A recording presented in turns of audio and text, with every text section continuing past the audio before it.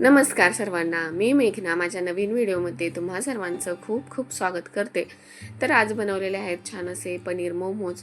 तर मला वाटत नव्हतं की एवढी साधी आणि सोपी रेसिपी असेल, कारण की याच्या आधी मी व्हेज मोमोज बनवलेले होते आणि ही दुसरीच वेळ आहे माझी की पनीर मोमोज बनवायची. नेहमीच आपण बाहेर खातो, पण मी घरी कधी जास्त ट्राय नाही केलं.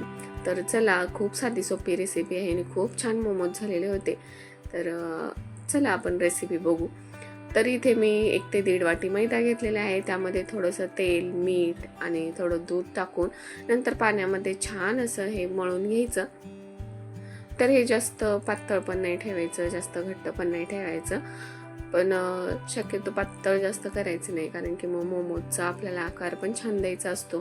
त्यामुळे हे थोडं घट्ट ठेवायचं. नंतर मग इथे मी स्टफिंगसाठी थोड्या भाज्या घेतलेल्या आहेत. तर चॉपरमध्ये मी थोडा लसूण, आलं, हिरवी मिरची आणि शिमला मिरची, कांदा हे सगळं मी आता ह्या चॉपरमध्ये जेवढं बारीक होईल तेवढं बारीक करून घ्यायचं. तर व्हेज मोमोज करताना ना फक्त पनीर नसलं तरी चालतं. आपण ह्यामध्ये गाजर, शिमला मिरची, कोबी, कांदा आणि हे बाकीचं लसूण, मिरची, आलं हे सगळं असं आपण स्टफिंग त्याचं बनवू शकतो. ह्यामध्ये एक्स्ट्रामध्ये आपण फक्त पनीर ॲड करू शकतो. तर पनीरचे छान असे मी असे क्रम्स करून घेतलेले आहेत. तुम्ही इथे हे किसून घेऊ शकता. तर मी असे छान असे सगळे बारीक बारीक करून घेतलेलं आहे पनीरचं, आणि त्यामध्ये ते आपण बारीक केलेल्या सगळ्या भाज्या आहेत त्या ॲड केल्या. नंतर यामध्ये चवीनुसार मीठ, लाल तिखट, थोडा गरम मसाला आणि मग बाकीचे जे सॉसेस अवेलेबल असतील ते तुम्ही ॲड करू शकता. जसं की Schezwan sauce, red chilli sauce, soya sauce आणि पास्ता सॉस असतो तो.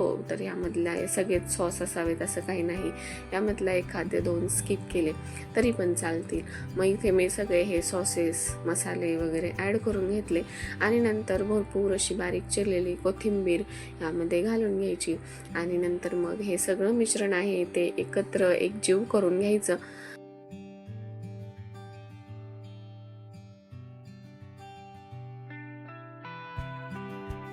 तर हे सगळं छान असं मी मग एकजीव करून घेतलं, एकत्र करून घेतलं. तर तुम्ही बघू शकता किती छान असं आपलं स्टफिंग तयार झालेलं आहे. तर आता आपण मोमोजची तयारी करू. तर त्यासाठी आपण इथं पीठ भिजवलेलं होतं, ते पण छान भिजलेलं आहे. तर मी फर्स्ट टाईम असा मोठा गोळा घेऊन ना असं चपातीसारखं लाटून त्याला वाटेने असे गोल गोल करून घेतलेले होते. पण हे पहिलेच मी असे केले. नंतरचे मग मी जे पुऱ्या टाईप आपण करतो ना छोटे छोटे गोळे करून, तसेच करून घेतले, कारण की ह्याच्यापेक्षा मला ते इझी वाटलं. तर चला मग मी असे छान भाग करून घेतले आणि नंतर आता यामध्ये आपण स्टफिंग ॲड करून त्याला मोमोजचा आकार देऊया. तर मी असं साध्या सोप्या पद्धतीने पहिल्यांदा मध्ये अटॅच करते आणि नंतर दोन्ही बाजूनी असा हाफ मून शेप देते. तर तुम्हाला जशी सोपी वाटेल पद्धत तशा पद्धतीने तुम्ही करू शकता. इथे आपण फ्लॉवर टाईप किंवा फुल मून टाईपसुद्धा ह्याला शेप देऊ शकतो. तर मी अशा पद्धतीने हा शेप बनवलेला आहे मोमोजचा.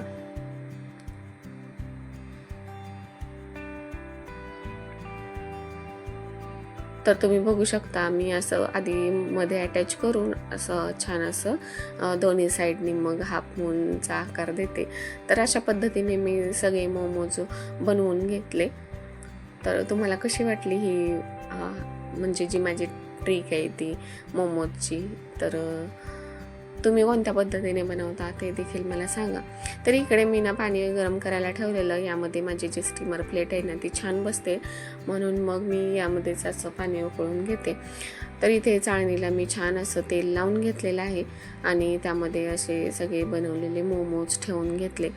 तर आता हे झाकून मी 15 ते 20 मिनटासाठी स्टीम करून घेणार आहे.